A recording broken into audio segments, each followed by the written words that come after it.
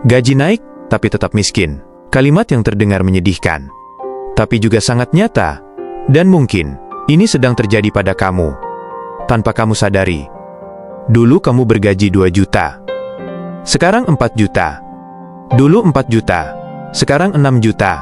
Tapi tetap saja, akhir bulan terasa sesak. Uang selalu habis. Gaji selalu habis. Dan kamu bertanya-tanya, apa gunanya naik gaji kalau tetap merasa miskin?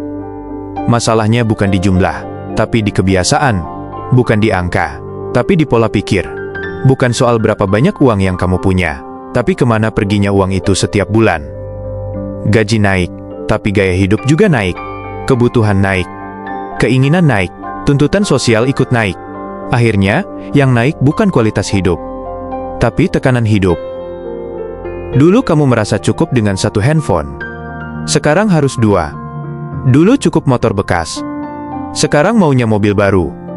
Dulu makan di rumah. Sekarang lebih sering pesan online. Dulu beli karena butuh. Sekarang beli karena ingin. Dulu hidup sederhana. Sekarang hidup harus kelihatan berhasil. Dan tanpa sadar, kita kerja keras. Bukan untuk hidup lebih baik, tapi agar terlihat lebih hebat dari orang lain. Kita kerja banting tulang, bukan untuk tenang, tapi untuk menjaga image. Kita bilang, ini reward buat diri sendiri. Padahal kita hanya pelampiasan dari lelah yang tak pernah sembuh. Coba pikir, kamu kerja keras dari pagi sampai malam, pulang dengan tubuh lelah, pikiran kosong. Tapi apa yang kamu beli dengan gaji itu benar-benar membuatmu bahagia? Atau hanya membuatmu terlihat seolah bahagia? Berapa kali kamu belanja? Karena stres? Berapa kali kamu makan mahal? Bukan karena lapar, tapi karena butuh pelarian? Gaji naik, tapi tetap miskin. Karena kita hidup dalam siklus. Dapat uang habiskan kerja lagi, lelah belanja lagi. Kita bilang itu kehidupan, padahal itu jebakan. Dan anehnya, kita justru merasa normal. Karena semua orang juga melakukannya. Tapi yang umum, bukan berarti benar. Kamu tidak harus ikut arus. Kamu tidak harus hidup seperti yang orang harapkan. Kamu tidak harus menghabiskan uang hanya agar dianggap sukses. Karena sukses, bukan tentang siapa yang terlihat paling sibuk, tapi siapa yang hidup paling tenang. Ketenangan itu mahal. Dan sayangnya, bukan dibeli dengan gaji, tapi dibentuk lewat kesadaran. Kesadaran bahwa cukup itu bukan angka, cukup itu sikap. Kamu bisa punya 20 juta sebulan, tapi tetap cemas. Kamu bisa punya mobil mewah, tapi tetap takut kehilangan. Karena kalau pola pikirmu salah, uang sebanyak apapun akan terasa kurang. Kalau kamu tidak belajar bersyukur, kamu akan terus merasa miskin, meski gaji terus naik. Dan kamu tahu apa yang lebih menyakitkan? Bukan saat uang habis karena kebutuhan, tapi saat uang habis karena ingin terlihat lebih dari orang-orang yang bahkan tidak peduli dengan hidupmu. Kita kerja keras, tapi tetap merasa gagal, karena standar kita bukan damai di hati, tapi validasi dari luar. Berhenti, tarik napas, tanya ke diri sendiri. Apa aku kerja untuk tenang? Atau, aku kerja supaya dilihat berhasil? Apa aku beli ini karena butuh? Atau, supaya nggak kalah dari teman-teman?